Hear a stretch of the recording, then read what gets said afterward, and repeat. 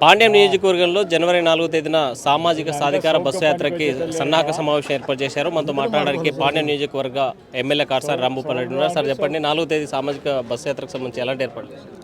ఇప్పుడు మొత్తం మా కార్యకర్తలకు అందరికీ కూడా మందిని మొబిలైజ్ చేయమని చెప్పినాం. ఎస్సీ ఎస్టీ బీసీ వాళ్ళందరినీ కూడా పెద్ద ఎత్తున సక్సెస్ చేయాలనేది మా అందరి ఉద్దేశం. ఈ సామాజిక సాధికార సర్వే బస్ యాత్రను మొత్తం ఈ పాండ్యం నియోజకవర్గంలో మేము ఖచ్చితంగా ఏమిది అనేది ఒకసారి చూపించడానికి ఖచ్చితంగా ఇది బస్ యాత్ర కూడా చూపించాలని చూడండి. జగన్ మీకు మేనమామ ఉన్నాడు, మొత్తం మీ భవిష్యత్ అంతా విద్యార్థుల భవిష్యత్తు నాది అనే బాధ్యత భుజానికి ఎత్తుకున్నారు. కానీ మరోవైపు మేనమామ మోసం చేస్తున్నాడు, పట్టించుకోవడం, హాస్టల్లో ఉన్నటువంటి పిల్లలు కూడా ఇబ్బంది పడేటువంటి పరిస్థితి ఉందని ప్రతిపక్షాలు మేము నిజం చెప్పేది నేర్చుకోండి. మొత్తం ఈ రాష్ట్రంలో మీరు అందరూ కూడా ఇట్లా మాట్లాడుతున్నారు. నేను 1985 నుంచి ఎమ్మెల్యేగానండి. ఆ రోజు పరిస్థితి, ఈరోజు స్కూల్లో పరిస్థితి, ఆ రోజు స్కూల్లో పరిస్థితి, ఈనాడు పరిస్థితి ఒక్కసారి రమ్మని చెప్పండి ఎవరు ఏం మాట్లాడతారో. హాస్టళ్ళు బాగున్నాయి. హాస్టల్లో మధ్యాహ్న భోజన పథకం ఆ రోజు ఏ పరిస్థితుల్లో అండి, ఈరోజు జగన్మోహన్ రెడ్డి వచ్చిన తర్వాత మధ్యాహ్న భోజన పథకం ఏ పరిస్థితులు అండి. ప్రతి ఒక్కరికి కూడా గుడ్డు ఇస్తున్నారు. మొత్తం మంచి క్వాలిటీ ఫుడ్ పెడుతున్నారు. ఇంకా ఇల్లు మాట్లాడితే ఎట్లా చెప్పు. వాడెవడో పనికిరాని వాళ్ళు ఇద్దరు పోయి వాళ్ళు దుప్పట్లు కప్పుకునేవి కూడా తీసి పాత దుప్పట్లు కప్పుకొని మీకు మీడియాకు రావాలా, వాట్సాప్లో రావాలని చేసే వాళ్ళను మిమ్మల్ని ఇప్పటి నుంచి ఇట్లా అనవసరంగా ఫాల్స్ ప్రాపగండా చేసేటోళ్ళని ఏం చేయాలనేది ఆలోచన చేస్తున్నాం మేమంతా కూడా. ప్రధానంగా నిన్న చంద్రబాబు నాయుడు మాట్లాడుతూ వైసీపీ సైకిల్ రావాలి, ఫ్యాన్ పోవాలి అనేటువంటి దాని మీద నినాదం ఇచ్చారు. దీని మీద మీ అభిప్రాయం? ఇప్పుడు మేము కూడా ఒకటి చెప్తాం, మళ్ళీ సైకిల్ ఈ జీవితంలో ఈ ఆంధ్రప్రదేశ్లో రాకూడదని పర్మనెంట్గా మా ఫ్యానే ఉండాలని మేము కోరుకుంటాం.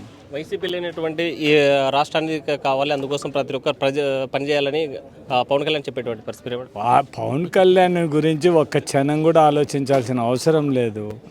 ఎవరి కోసమో పనిచేసే పవన్ కళ్యాణ్ గురించి ఎందుకు ఆలోచన చేయాల్సిన అవసరం వచ్చింది చెప్పు. ఇప్పుడు నీకు బలం లేదు, నువ్వు ఎవరికో నేను వెట్టి చాకరీ చేస్తామనేటువంటి అటువంటి వ్యక్తిని గురించి, అతని మాటల గురించి మేము ఆలోచన చేయాల్సిన అవసరం కూడా లేదనే పరిస్థితుల్లో మేము ఉండము. రెడ్ బుక్లో రాసుకున్నటువంటి అధికారుల పేర్లు రాసుకున్నాను, దాన్ని చూసే భయపడుతున్నారు. తప్పు చేశారు కాబట్టి భయపడుతున్నారు లోకేష్ చెప్తున్నారు. మీరు మీకు ఒకటి చెప్తానండి, అధికారంలో ఉన్నప్పుడు అధికారులు చట్ట ప్రకారం పనిచేస్తారు. అధికారం లేకపోతే ఇప్పుడు చంద్రబాబు నాయుడు ఒక చిన్న ఎగ్జాంపుల్ చెప్దాం. తెలుగుదేశం గవర్నమెంట్ ఉన్నప్పుడు బస్తీపాడులో వాళ్ళు ఎవరు లేకపోయినా కూడా కేసు పెట్టించిన ఘనత తెలుగుదేశం ఉన్నది. వాళ్ళందరూ కూడా నా ఎమ్మడి హైదరాబాదులో ఓటర్లో ఉన్నాం. మేమందరం కూడా అప్పుడు వేరే మీటింగ్ ఉంటే మీటింగ్ పోయినాం. ఆ మీటింగ్లో అందరూ ఆడ ఉన్నారు. అవన్నీ చూసేసిన తర్వాత వాళ్ళను ముద్దాయిలుగా తీసేసినారు కదా. వాళ్ళు పాలసీ కేసులు పెడుతున్నారా, మేము పెడుతున్నామా? ఇప్పుడు ఇది మామూలు సహజం. అధికారం లేనప్పుడు, ప్రతిపక్షాలు ఉన్నప్పుడు, అధికారులు చేసేటప్పుడు ఖచ్చితంగా బెదిరిస్తుంటారు. ఇప్పుడు అంతా అది అలవాటైపోయింది.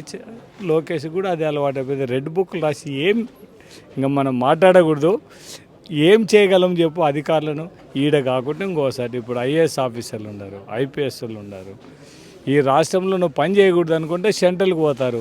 ఈ కాకపోతే ఇంకొక రాష్ట్రానికి డిప్యుటేషన్ పోతారు. అంత మాత్రాన వాళ్ళని ఏం చేయలేం కదా. ఇప్పుడు ఒక రాజకీయ నాయకుడు, పరితక్తం కలిపిన రాజకీయ నాయకుడు పొరపాటున కూడా నేను వాని మీద కక్ష సాధింపు చర్య చేస్తా, ఈయన మీద యాక్షన్ తీసుకుంటానని చెప్పి, ఇది ప్రజాస్వామ్యం. ప్రజాస్వామ్యంలో ప్రతి ఒక్కరికి వాక్ స్వాతంత్రం ఉంటుంది. నీకేమన్నా అన్యాయం చేసి అంటే రైట్, ఓకే, నువ్వు ఒకవేళ వాళ్ళ లిమిట్స్ దాటి ఏమైనా చేసి ఉంటే దాన్ని మాట్లాడాల్సిందే తప్ప, లిమిట్స్ దాటని దానికి మేము వాళ్ళ మీద యాక్షన్ తీసుకున్నాం, మా గవర్నమెంట్ వస్తే రెడ్ బుక్లు పెడతామంటే ఏం రెడ్ బుక్? ఇది ఏమన్నా శాసనమా ఏమన్నా, లేకుంటే ఏమన్నా తెలుగుదేశం పార్టీ, ఈ రాష్ట్రం ఏమన్నా తెలుగుదేశం పార్టీ జాగీర్దారా? ఏమన్నా చెప్పండి. వైసీపీ పార్టీకి ఓటింగ్ భయం పట్టుకుంది, అందుకోసమే సిఐడి కేసు మళ్ళీ ఇప్పుడు నోటీసులు ఇచ్చే పరిస్థితి లోకేష్కి. మీకు ఒకటి చెప్తానండి, అది ప్రాసెస్ అంతే. చట్టం దాన్ని పని చేసుకుపోతుంది అంతే తప్ప. ఇప్పుడు చంద్రబాబు నాయుడిని అరెస్ట్ చేసినారు, నీకు ధైర్యం ఉంది, మీరు తప్పు చేయలేదు, అట్టేటప్పుడు మేము చాలా నిజాయితీవంతులము, మేము కోర్టులో తేల్చుకుంటామని మాట్లాడి ఈ మాటలతో అవసరం ఏముంది చెప్పు. నువ్వు చాలా నిజాయితీపరునివి, నువ్వు ఎక్కడ తప్పు చేయలేదు అన్నప్పుడు నేను చాలా నిజాయితీపరుని, నాకేం అభ్యంతరం లేదు, ఎన్ని కేసులను పెట్టుకోమని చెప్పండి, నేను స్వచ్ఛంగా న్యాయంగా బయటకు వచ్చేస్తాను, తేల్చి ఇంకా నేను చాలా సుఖంగా బయటకు వస్తాను చెప్పేసి ఏమన్నా నేను ఎవరు వద్దంటాం చెప్పు. అది మాట్లాడకుండా ఓటమి భయం పుట్టుకుంది అవనేది ఇప్పుడు అది కోర్టుకి వేసినారు. కోర్టు ఏం డిసైడ్ చేస్తారో చూసాం. కోర్టును మనం ఎవరు మాట్లాడడానికి ఏం లేదు కదా. కోర్టుకు ఉండే ఎవిడెన్స్ని బట్టి ఆయన అరెస్ట్ చేయమని చెప్తారో వద్దని చూసిన తర్వాత మాట్లాడదాం. దాని గురించి ఎందుకు మాట్లాడాల్సిన అవసరం ఉంది చెప్పు. సుదీర్ఘకాలం కాంగ్రెస్ పార్టీలో పనిచేశారు. మరి కాంగ్రెస్ పార్టీకి వయసు షర్మిల బాధ్యతలు చేపట్టబోతున్నారు పీసీసీగా. ఇక్కడ దీనిపైన మీ అభిప్రాయం? మీ ఛానలే ఆమె పీసీసీ ప్రెసిడెంట్ అయిపోతుంది, ఆమె ఆంధ్రప్రదేశ్ చేస్తుంది. మీకేమన్నా చెప్పిందే చెప్పండి.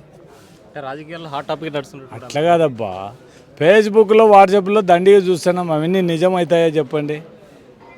ఇప్పుడు మేమంతా జగన్మోహన్ రెడ్డి అమ్మడి ఉండేవాళ్ళము. మేము ఇంకొకరి గురించి ఆలోచన చేసే పరిస్థితులు. ఈ రాష్ట్రాన్ని సర్వనాశనం చేసింది కాంగ్రెస్ పార్టీ. మేము ఆ రోజు నుంచి ఈ రోజు వరకు కూడా మా నాయకుడు, ఏకైక నాయకుడు డాక్టర్ వైఎస్ రాజశేఖర రెడ్డి కొడుకుగా జగన్మోహన్ రెడ్డిని అభిమానిస్తాను తప్ప అంతవరకు ఇంకా అవసరం లేదు. నాకు తెలిసినంత వరకు షర్మిల ఆంధ్రప్రదేశ్లోకి రాదనేది మా అందరి ఉద్దేశం. దాన్ని మనం ఏం కాలమే నిర్ణయించాలి, అంతే తప్ప మనం ఏం చేయాలి. వస్తే రాష్ట్ర రాజకీయాలు ఎలా ఉండబోతుంది? దాని గురించి ఇప్పుడు మనం ఏం మాట్లాడగలం చెప్పు. ప్రజలు ఏ విధంగా రిసీవ్ చేసుకుంటారు అనేది మేమేం చెప్పలేము. వైఎస్ షర్మిల మరి ఒకసారి పార్టీ కాంగ్రెస్ పగ్గాలు చేపట్టినా కూడా ఈ రాష్ట్ర ప్రజలు విభజన గాయం మాత్రం మానలేదు. రాబోయేటువంటి కాలంలో సమాధానం చెప్పేటువంటి పరిస్థితి అయితే వస్తుంది. అయితే కాలమే సమాధానం చెప్తాదని రాంభూపాల్ రెడ్డి చెప్పే పరిస్థితి. వీడియో జర్నలిస్ట్ చంద్రశేఖర్తో హుస్సేన్ ఆర్టీవీ కర్నూలు. మరిన్ని వీడియోస్ కోసం ఛానల్ ని సబ్స్క్రైబ్ చేయండి. లేటెస్ట్ అప్డేట్స్ కోసం వాట్సాప్ ఛానల్ ని ఫాలో చేయండి. అండ్ లింక్ డిస్క్రిప్షన్ లో ఉంది.